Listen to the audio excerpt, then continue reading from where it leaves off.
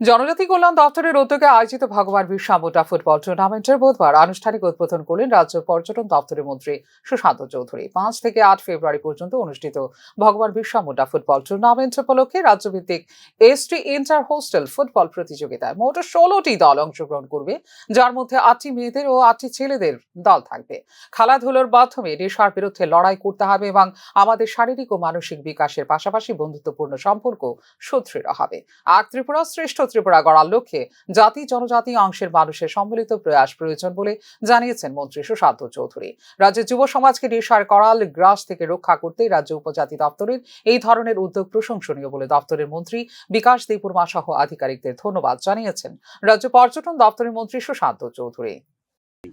যে খেলাধুলাই হচ্ছে একমাত্র উপায় যার মাধ্যমে আমরা নেশার বিরুদ্ধে যে যুদ্ধ সেটাকে আমরা আরো ত্বরান্বিত করতে পারি, এবং এই খেলাধুলার মাধ্যমে একদিকে যেমন শারীরিক বিকাশ ঘটবে, একদিকে মানসিক বিকাশ ঘটবে, বন্ধুত্বপূর্ণ সম্পর্ক সুদৃঢ় হবে, এবং আমাদের যে লক্ষ্য এক ত্রিপুরা শ্রেষ্ঠ ত্রিপুরা, এতে ট্রাইবেলদের যেমন পার্টিসিপেশন থাকতে হবে, বাঙালিদের পার্টিসিপেশন থাকতে হবে, জাতি জনজাতি মিলে আমাদের রাজ্যকে এগিয়ে নিয়ে যেতে হবে।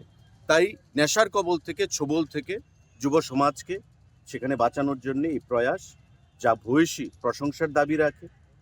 আমি ধন্যবাদ জানাবো রাজ্য সরকারের তরফ থেকে ট্রাইবেল ওয়েলফেয়ার ডিপার্টমেন্টকে এই মহতী উদ্যোগ গ্রহণ করার জন্য।